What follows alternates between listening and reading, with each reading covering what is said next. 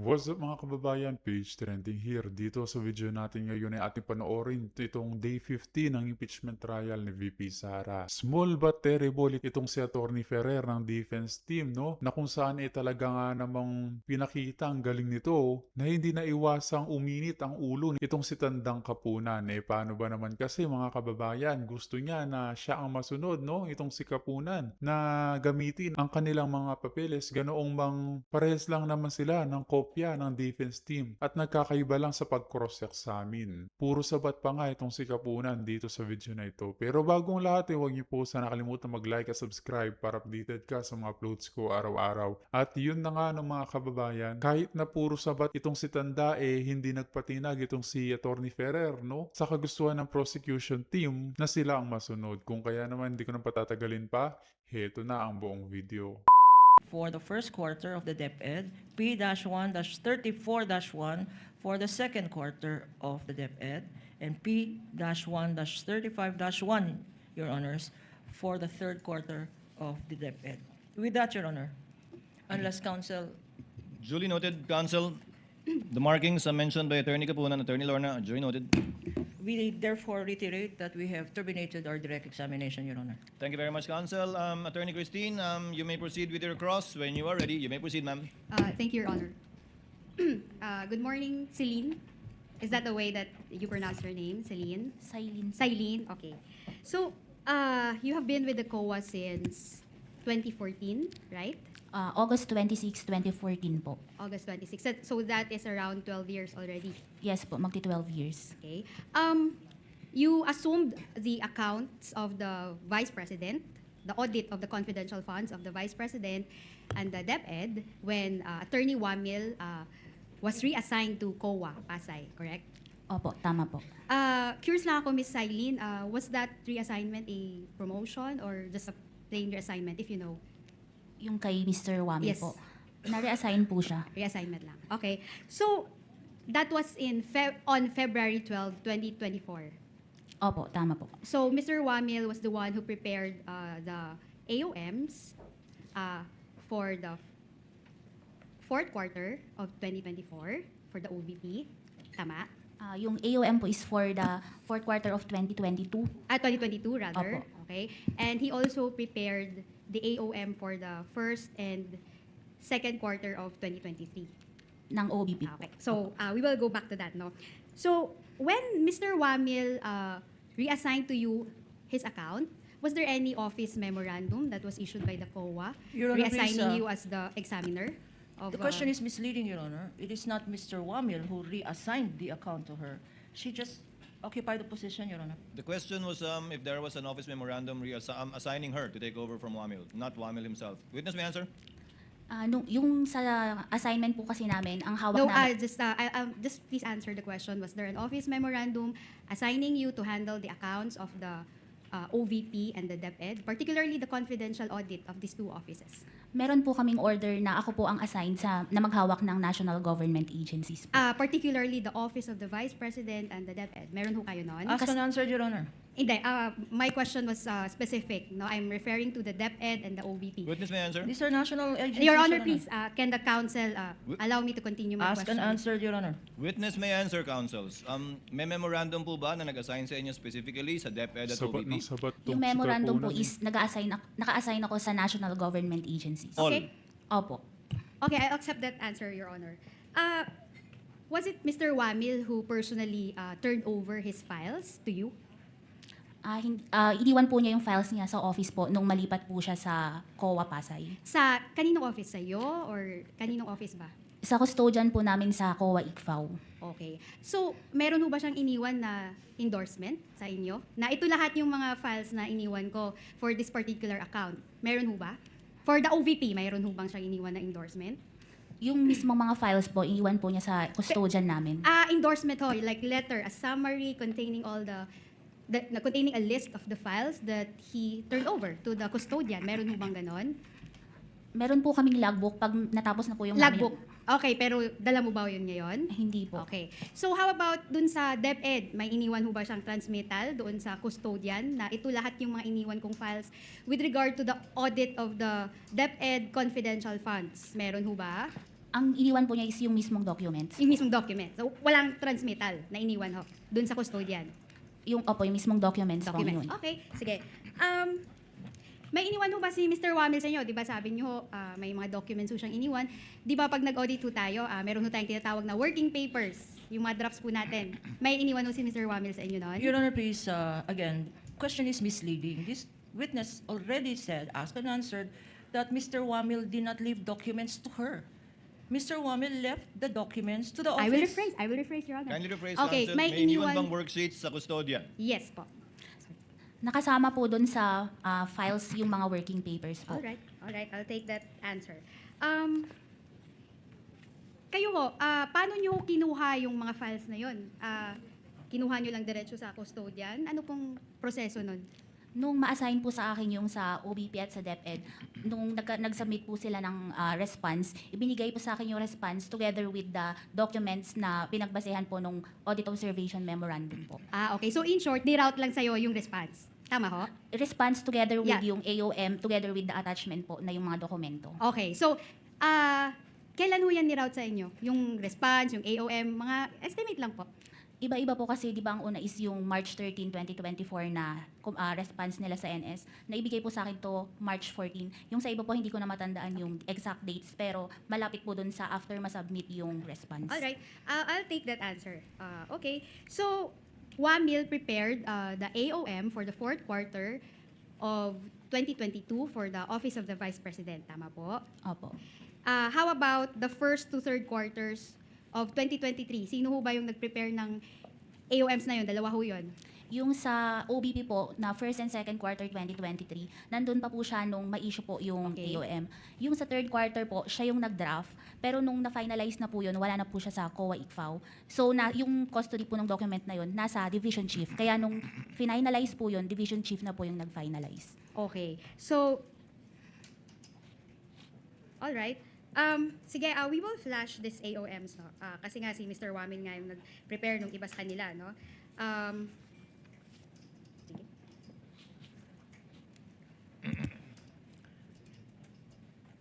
May we know from counsel which AOM she will be flashing? Is it the defendant's document or the prosecution's document? Hello. Because the defendant's documents were not identified nor presented to this witness, Your Honor. Then if counsel wants to confront the witness with documents she has identified, she has to use the prosecution's evidence because that was the one identified by the witness. If she now intends to present the defense documents, they are not documents that have been identified nor authenticated by this witness during her testimony. We will She can confront have the- a continuing objection. Excuse me, counsel. We will have a continuing objection to their presenting their documents which have not been identified by the witness. They are AOMs.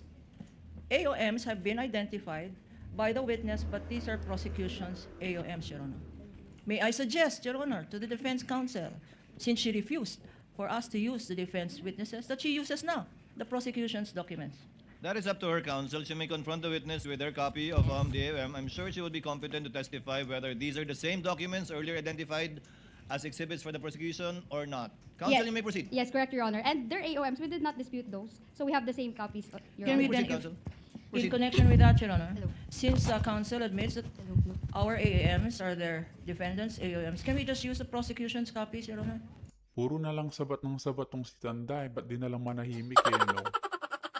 Parehas lang nga ng kopya. Bakit ang gusto niya ang kopya ng prosecution team ang gamitin? But Your Honor, we have prepared, Counsel, visual aid counsel. using Show the- them, show the document. Yeah, I am showing the defense document. No, we will No, not agree, Your Honor, the counsel cannot We will dictate not how I agree, will Your proceed Honor. with my cross-examination. Can the counsel, Your Honor, be reminded that I will Counsel, counsel cross-examine? We for- will not agree, Your Honor, to What are you not presentation agreeing of to, the Attorney defense Kapunan? documents. I'm sorry? Because precisely there was no stipulation yesterday. There They are was, Your now Honor. constrained. Excuse me, counsel. Allow her to finish, They are counsel. now constrained, Your Honor. I'm sorry. They are now constrained to use our documents precisely. This is what we wanted to avoid yesterday. Had we did a comparison, not to belabor the obvious, Your Honor, but now counsel says, anyway, it's the same. So if Your it's the same, what's the objection to using the prosecution's document? Counsel, that water is already under the bridge. You may request assisting counsel to check the copy being presented to Ms. Eileen, and you may make it the subject matter of your redirect later on. Allow counsel to present. Thank you, the Your presiding Honor. officer will allow the counsel to present that document, but notes the continuing objection of Attorney Thank you, Your Capulan with Honor. respect to this matter. Thank you, Your Attorney Honor. Christine, you may proceed. Okay, so I am presenting you the AOMs that were issued to the Office of the Vice President and the DepEd. So the first AOM is dated September 14, 2023. It's AOM number 2023-211. Okay. The assisting counsel can check this copy. Okay. Anyway, I can dispense with that. The second AOM is October 3, 2023. Now, I will direct you to the last page. It says here RCW, JMQ, GAC, RRS, NBP. So, RCW is Roderick C. Wamil, correct? Opo, tama po. Okay. Who is JMQ? Dati pong staff namin sa ICFAO. GAC? Division Chief po Um, ng ICFAO. If you can state her name or his name. Si Attorney Gloria A. Camora. Okay. This is Gloria Icamora. RRS? Dati din pong DC sa ICFAO pero retired na po siya. All right. NBP is the signatory. Opo, si Ascom Nilda Plaras. Okay. So, we will proceed to the third AOM for the OVP that is dated February 1, 2024. So, I will direct you to the routing list. Do you agree that this is a routing list? Sila po yung nag-review, nag-evaluate, nag-review ng documents. Yeah, I was about to ask you that question. Thank you for confirming. Now, it's RCW, Roderick C. Wamil again, Opo. JMQ, RRS, NBP. Opo, tama. All right. So, let's go to the AOM for the OVP dated August 8, 2024. On the last page, the routing list, it's RCW, GAC, RRS, NBP. But this is August 8, 2024. Opo, tama. Wala na si Roderick Wamil dito sa ICFAO. Wala na po Correct. siya pero dyan po kasi siya yung nag-draft po ng AOM. Siya yung nag-draft nito. So meaning, when he drafted this, he left this doon sa records ba or saan? Yan po kasi may draft na siya, nasa Division Chief na po. Nasa division chief. So from February to August, so ilang months yun? February, March, April, May, June, July, August, after 6 months, dun lang na-release yung AOM nung wala na si Wamil. Tama? Opo, kasi po, Hindi, sorry, just answer my question. Celine. Can you no? please repeat the question? So, from February 2024, nung umalis na si Mr. Wamil, 'di ba? Iniwan niya to sa records sa division chief na. So, na-release ito. Your Honor. Your Honor, preparatory nga, sabi nga niya, i-repeat ko daw ho. She's, So, laying, inuulit she's ko. laying the basis for a question, counsel. So, Attorney Christine, kindly yes finish your po. question. So, after 6 months, doon lang na-release yung AOM. dahil po dumaan pa ito sa Yeah, review sa po. review. Hindi ka kasali dito sa grupo na nag-review, nag-draft. Wala kang participation dito. Na-review ko po yan nung nag-evaluate na po ako ng mga Eto. responses dun sa, binasa ko din po yan nung nag-evaluate ako ng responses sa notice Okay. of suspension. So, in short, nakita mo lang to after it has been issued by the COA ICFAO. Tama? Opo, kasi yun yung naging basis ko ng evaluation. Sige. Okay. Next is the audit observation memorandum for the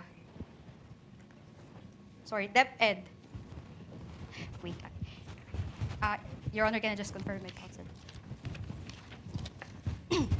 So, let's go to the DepEd, ano?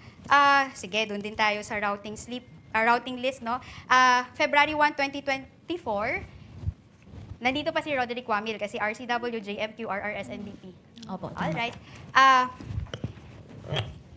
Let's go to August 8, AOM. RCW, GAC, RRS, NBP. Wala na si RCW pero nasa division head. Opo, pareho po nung sa OBP. At saka na-review mo lang to nung na-issue na ng division head ng ICFAO. Opo, nung mag-evaluate na po Okay, ako ng sige. Salamat, response. Celine.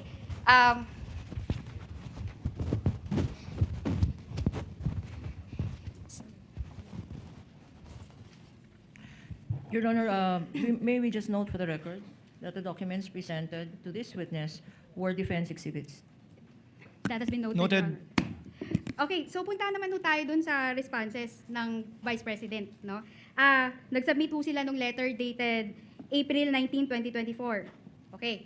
At part ho nung letter no, nag-submit ho sila ng protective intelligence reports.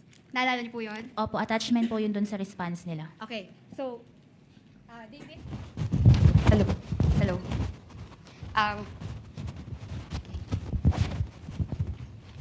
May we request David to please flash.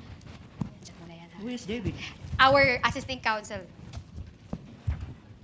Your Honor, David po pangalan niya para pwede niyo siya i-direct kung nagkakamali ho siya, kung hindi yung naaayon yung fina-flash niya. Thank you for that, Counsel. Okay, sige, punta tayo dito Can we sa... also, Your Honor, call our assistant counsel, Your Honor, Attorney Of J. course, De La Cruz. You may approach. So, etong exhibit na to, again, we'll use our exhibit counsel. Etong exhibit na to ay minarkahan po as D-1 or -1-115-OVP-C. Okay. So, eto po,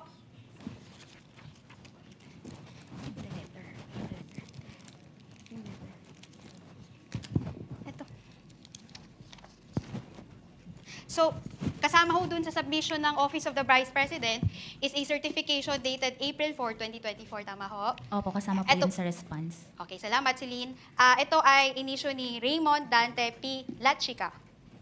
Opo, tama. Okay. So, sinasabi ho dito sa first paragraph, this is to certify that the confidential activities such as surveillance and information gathering were performed in 127 areas during the first quarter of CY 2023 and 111 areas during the second quarter of 2023, which enabled the team to prevent untoward incidents from transpiring during the engagements of the Vice President and the implementation of the programs of the Office of the Vice President, including the establishment of 3 new satellite offices, Isabela, in Cagayan Valley, Bicol, and BARM, and the implementation of OVP Libreng Sakay. Do you see that, Celine? Yes po. Okay, salamat. Pero sinabi nyo sa findings nyo na it doesn't pass the proof of success of the intelligence activities, correct? Yes po, Okay. under 4.8.5, Okay, hindi po siya sige. sufficient. So, kasali ho diyan sa letter na yan are what we call as Protective Intelligence Operations Report for the engagements of Vice President Sara Z. Duterte. Nakita niyo ho ba yon? Opo, tama po. Okay, so sa bawat quarter na yon, may summary of intelligence work. Nabasa niyo ho ba yon? Yung summary po nung... Hindi, ang tanong ko, nabasa niyo ba bawat quarter yung summary of intelligence work? yung po, narrative po nung ano yung activity, date, Okay. location, Okay. yung timeline po. Sige po. Nakalagay po sa PIOR. So, I'll take that answer, no? So, Your Honor, please. Never mind, Your Honor. I'm She showing might you take this my answer, Your Honor. I am showing you this document, no? This is marked as our Exhibit D-1-115-OVP-C, Your Honor. With the caption, Protective Intelligence Operations Report for the engagements of Vice President Sara Z. Duterte, first quarter CY 2023. Now, punta ho tayo sa item number 4. Okay, number 2 muna tayo, sa scope. No? You can read it with me. This report pertains to the narrative of events and accomplishments of VP-SPG in terms of protective intelligence. Do you confirm that? Protective intelligence operations. Opo, tama Okay. po. During the engagements of Vice President Sara Z. Duterte for the first quarter of CY 2023. Do you confirm that? Opo, tama. All right. Number 4, punta tayo sa number 4. Item 4, you can read it with me. The protective intelligence activities carried out in support of the Vice Presidential Security and Protection Group's protective security operations for the places of engagement of the Vice President Sara Z. Duterte or Vice President Sara Duterte from January 1 to March 31, 2023 are listed below. So nakita niyo yan. Sakto yung basa ko ng narrative. Opo, nakalagay po yung engagement. Okay, salamat. No? Pero nakalagay ho dito in support of the Presidential Security and Protection Group's protective security operations. Based po sa document. Alright, sige. Letter A, nakalagay dito ika 106 na taong pagkakasarinlan ng Bustos Minasa Festival Ceremony Opening. So nakalagay date covered January 2 to January 10, 2023. Location, BMA Park, Poblacion, Bustos, Bulacan. Number 3, probable threats, NPA and criminalities. So number 4, Detailed Intel Collection Team, ICT. Nakita niyo ba yan? Opo, based po sa dokumento. Okay, salamat po. Nakalagay ho sa timeline of activities na to, may nakalagay yung Paglaban table, talaga sa mga no? rebelde. Tingnan lang natin isa-isa, no? Kung ito ba talaga ay intelligence work o hindi, Mhm. no? So, etong number 5, tingnan ho natin yung item number 5. Liaising with Intel operatives and respective informants of the PNP. Pero definitely, that is something that we are ready, no, to address once time na po namin magpresenta ng ebidensya para makita namin, no, para mapakita namin sa taong bayan na wala naman pong kamalian o labag or any violation to the joint circular na naganap nung dahil dun sa pare-parehong mga date. Hindi ko alam kung In pwede. different area. Yes po, attorney, hindi ko alam kung ito pwede nyo ipaliwanag briefly or sagutin lang na mabilis. Kailangan po ba talaga physically present ang isang SDO sa bawat lugar pagka po may mga disbursements? Or sa sa defense Nako. na lang? Paano po? Ma'am Chacha, naintindihan ko yung tanong nyo, but merit kasi yan kasi part ng defense na namin yan. Okay, sige, Part na po ng understandable defense. po kung hindi po Oo. masasagot. But tingnan natin if that is something that can be addressed in the cross-examination later Yes. para mas maliwanagan. Attorney, kami po humihingi ng pangunawa sa inyo, no? Kasi nga Apa. sa aming napapanood lamang, sabi nga, one-sided, di po ba, no? Ako, Opo. iiwan ko na itong mga pangalan na mga kontrobersyal, itong bacon, itong kamote, etc. ito. Kasi may mga pangalan ito, and then sinasabi nga po, ito ho ay mga alias kasi nga po, confidential fund ang ginamit dito. Okay na po ako dito, hindi ko na ito tatalakayin this morning. Pero, paano ho natin maikakatwiran na walang ginawang kamalian ang OVP o DepEd doon po sa mga resibo na ni walang pangalan kung sino ang tumanggap at pagkalalaki ng halaga? I mean, siguro po hindi mo na kinakailangan maging abogado para malaman na doon pa lang po talaga, klaro na may mga paglabag dito po sa audit rules na ito ng COA.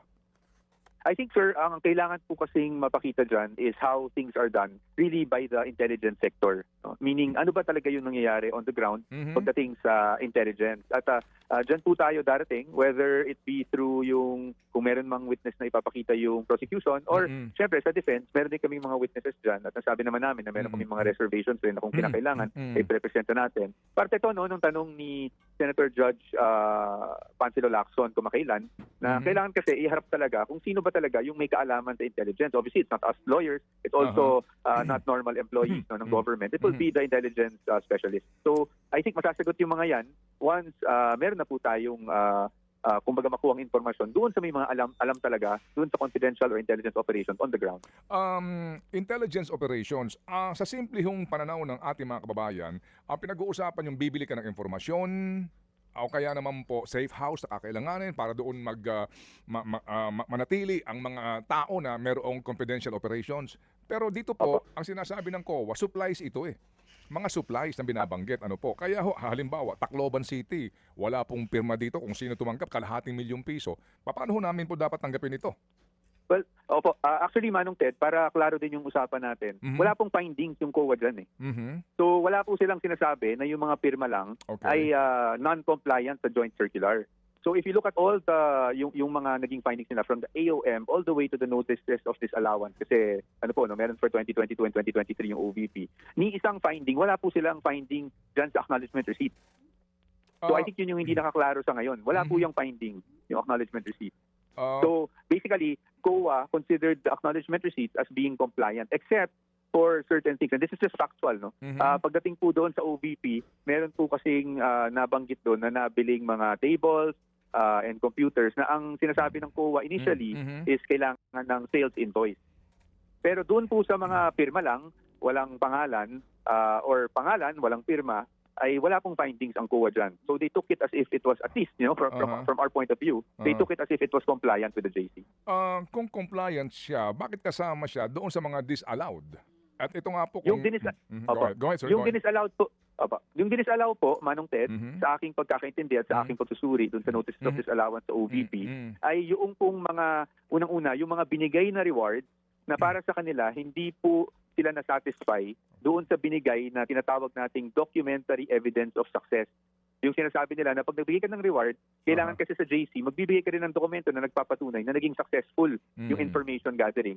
At hindi daw po para sa kanila, satisfactory yung naibigay ng na certification ng BPSPG, no? Meaning no untoward incidents happened.